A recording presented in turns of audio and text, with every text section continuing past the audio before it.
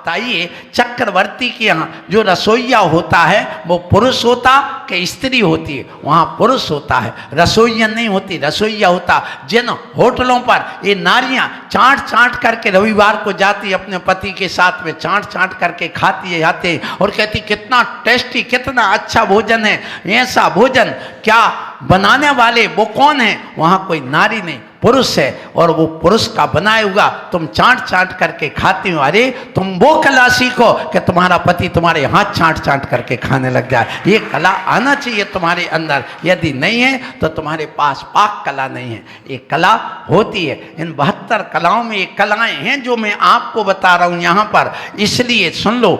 मनोरंजन की कला ये भी एक कला होती है, और बोलने की कला ये भी एक कला है 72 कलाओं में।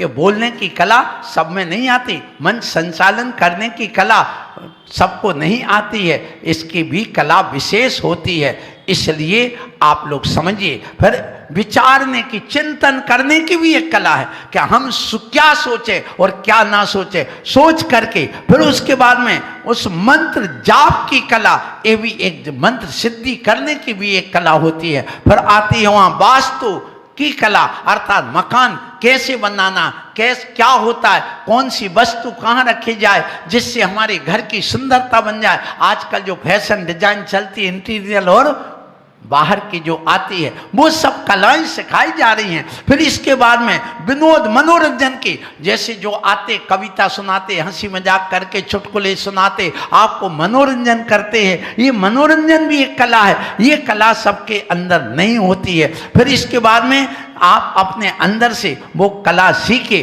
फिर श्रृंगारित करने की, स्वयं को श्रृंगार करना, दूसरों कैसी वैक्सिंग करना, कैसी थ्रेडिंग करना, कैसी आपको ब्लीचिंग करना, ये श्रृंगार करने की कला सबको नहीं आती। वो भी आज जाति ब्यूटी पार्लर में कला सीखी जाती है। सीखिए, आप लोग भी सीख सकते हैं। दाढ़ी मूछ बनाने की तो अभी कला नहीं आई, तुमने दाढ़ी मूछ के होते, आज तो दाढ़ी मूछ से ही गायब हो गया। वो कहाँ गए जो मूछ की बात होती थी? अभी जो हमारे महाराज कह रहे थे पूंछ की बात हो गई, मूछ की तो अब बात ही नहीं रह गई है। अरे मूछे कहाँ गई बताओ? पहले तो एक मूछ गिरवी रख दी जाती थी, आज सारी कटिंग करके अलग कर दी जाती है। अब यदि मूछ वाला पहुंच जाए ऑफिस में तो कहती है अरे ये कहाँ का आ गया, गांव का खिरैया आदमी, अरे ये तो देहाती आ गया है। मतलब जो टाई बांध ले, जो अपने दाढ़ी मूछ पूरे साफ कर ले, उसके लिए महत्व ज्यादा दिया जा रहा है। आज जो हमने अभी कहा था कि समझे में नहीं आता स्त्री है कि पुरुष है, दोनों ने अपनी अपनी विकृत रूप धारण किया है। इसलिए कहना चाहता हूँ विनोद की कथा, जिसको कहते मनोरंजन कथा, नैपथ्य कथा हो गई। फिर इसके बाद में आती है शकुन अपशकुन की कला, मतलब किसी के वो देख करके, हाथ की रेखाएं देख करके, कोई घोड़े को देख करके, किसी काने को देखकर, किसी स्त्री को देखकर, उनके नाक कान को देखकर पता चला लेना कि ये कैसा है। ये भी एक कला होती। ये सबको कला नहीं आ पाती है, ये सीखना चाहिए। मैं कहूँगा शकुन अपशकुन की कला, जैसे तारा आकाश में हिल रहा है, वहाँ पर मुनिराज बैठे, अरे ये ध्रुव तारा क्यों हिल रहा है? बस वहीं बैठे बैठे उनके पास वो कला थी, कौन सी? शकुन अपशकुन की कला। तत्काल उन्होंने ज्ञान हो गया, अरे वो जो अकंपनाचारी आदि 700 मुनिराज हैं, उनके ऊपर उपसर्ग आने वाला, ये कला उनके अंदर थी।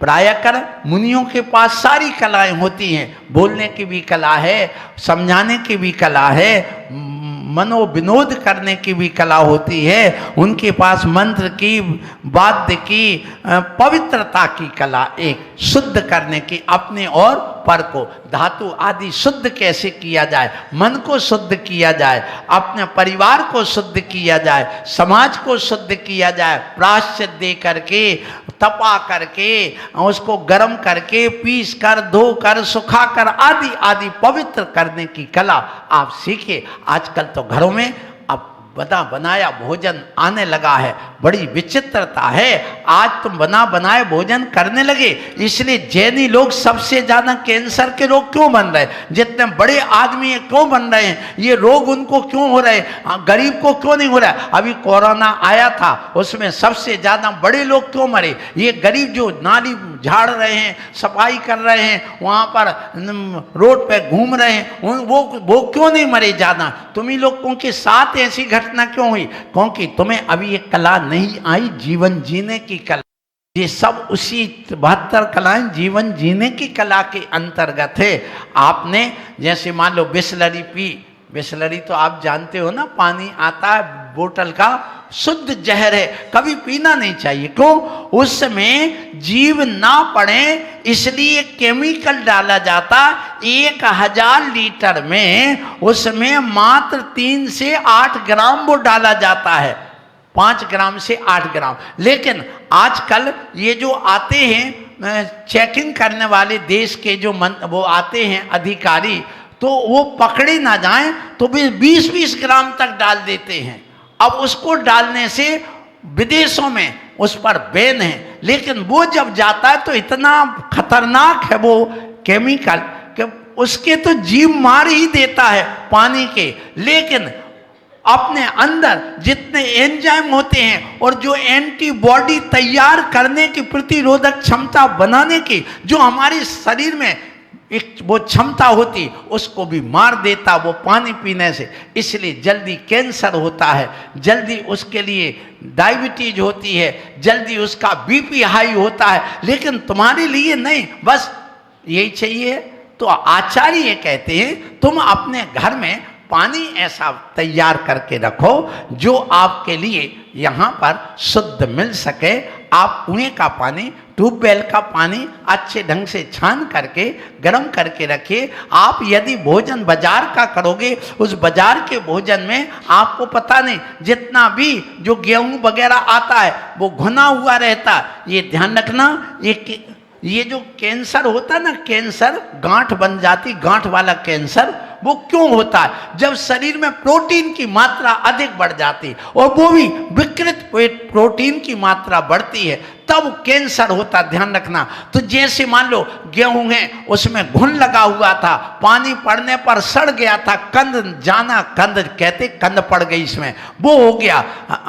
सुनो, इसलिए मैं आप लोगों से ये कह रहा हूं कि ऐसा गेहूं उसने पीस दिया और पीस करके आटा बना के पूड़ी वगैरह, कचौरी वगैरह बना करके आपको खिला दी, तो जो विकृत, जो बेकार आपका जो प्रोटीन वाला वो गेहूं था, उससे नियम से कैंसर होता है। ध्यान रखना, इसलिए उससे बचिए आप लोग। लेकिन कहाँ, हमारे यहाँ कहा गया है कि आप जब गेहूं लाओ, आप गेहूं को पानी में डालिए, डाल करके हाथ यूं घुमाइए, जिससे घुने हुए जितने भी गेहूं हैं वो तैरने लग जाएंगे अरुण भैया।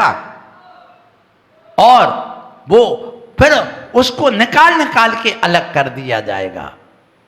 वो गेहूं धुला हुआ, उसमें जो रसायन डाले गए हैं वो भी वहां से घुल करके अलग हो जाएंगे। ऐसा गेहूं साधु को देना चाहिए। लेकिन आजकल ये साधु के साथ भी आज छल होने लगा। बाजार से बिना धुला गेहूं लाए, वो तो बहुत अच्छा है, बिल्कुल कंपनी से शुद्ध करके आया है। आप गेहूं को बिना धुले कभी भी सेवन ना करें और ना साधु के चौके में उसका उपयोग करें। ये ध्यान रखना, ये कला आना चाहिए, ये सीखो। इसलिए यहाँ पर जो मनोरंजन की कला चल रही है, यहाँ नीति की कला माने राजनीति कैसे करना, ये भी अपन को कला सीखना चाहिए, लेकिन नहीं सीख पा रहे। तो ये कला में धर्म नीति, कूटनीति, राजनीति, ये कला आज इन युवकों को कहाँ आ पा रही है। यहाँ युवक का मतलब है कि आप लोग जब तक कुछ कर गुजरने की तुम्हारे अंदर भावना है, तो वह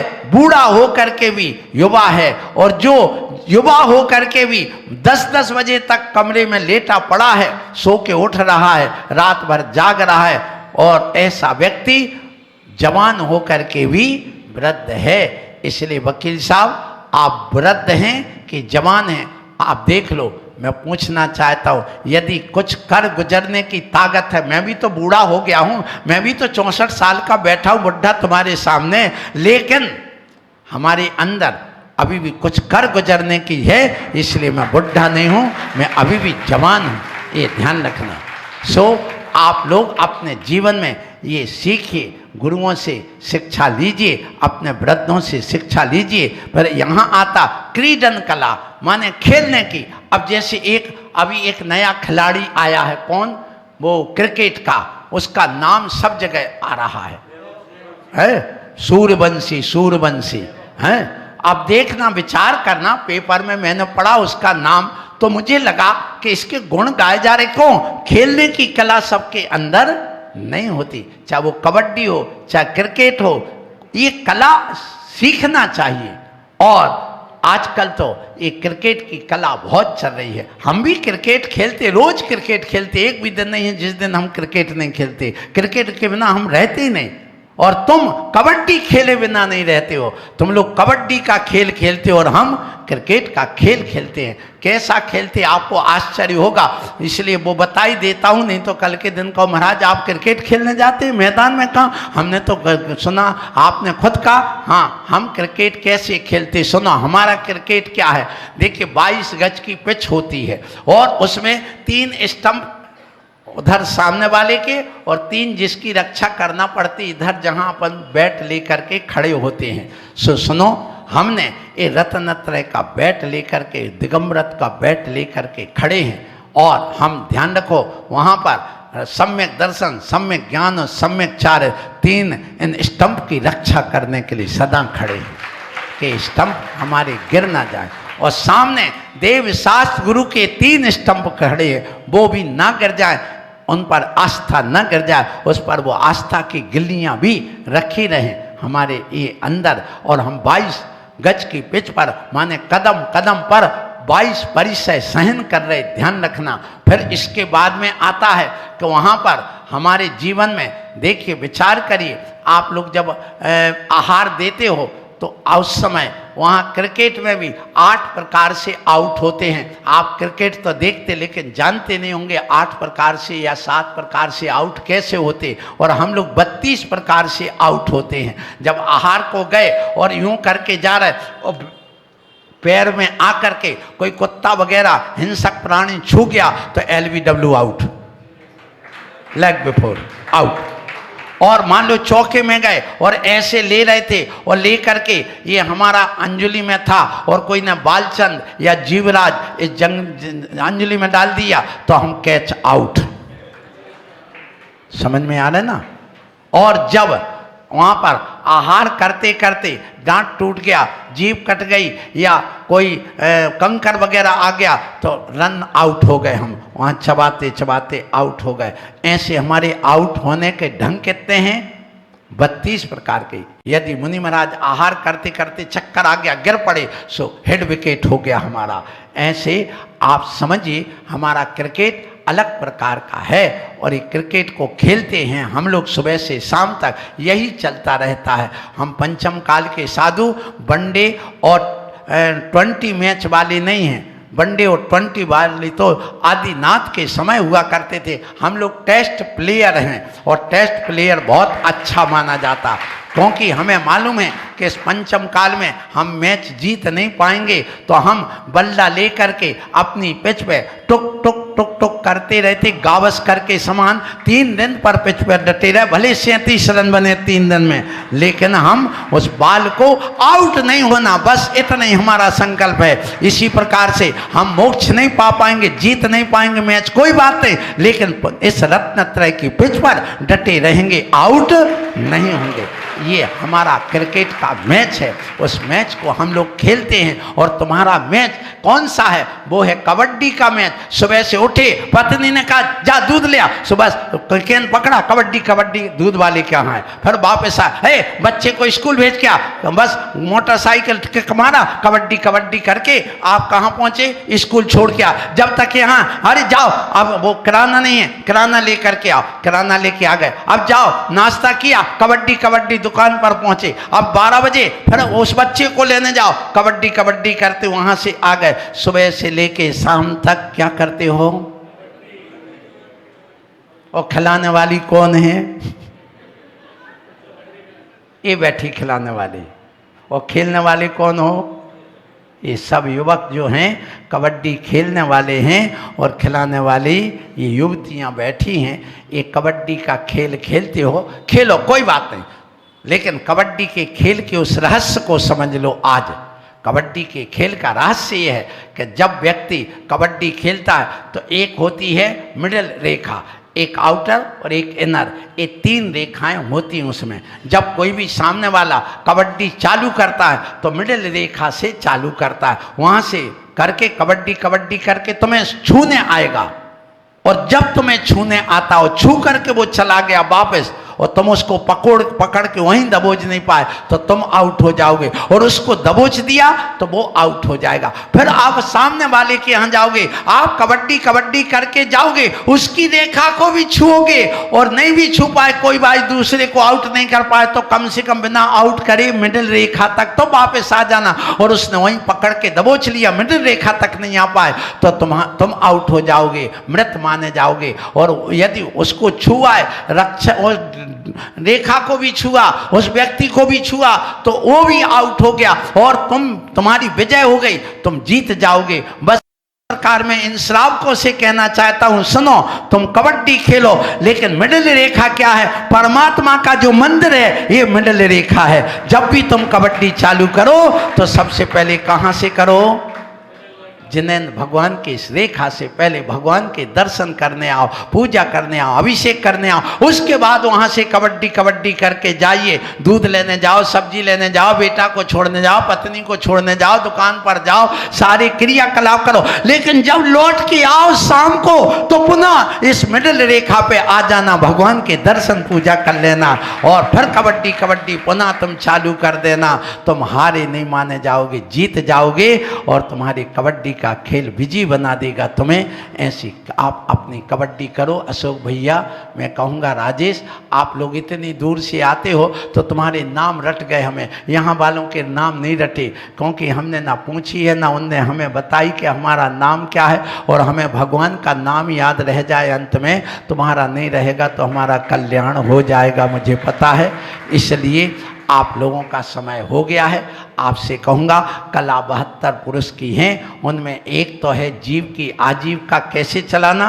ये 72 कलाएं आज करना थी लेकिन नहीं हो पाएंगे, कोई बात नहीं, और आप लोग इसको सीख भी जाएंगे, मुझे पूरा विश्वास है। यहाँ के समाज ऊर्जावान है। बोलो महावीर भगवान।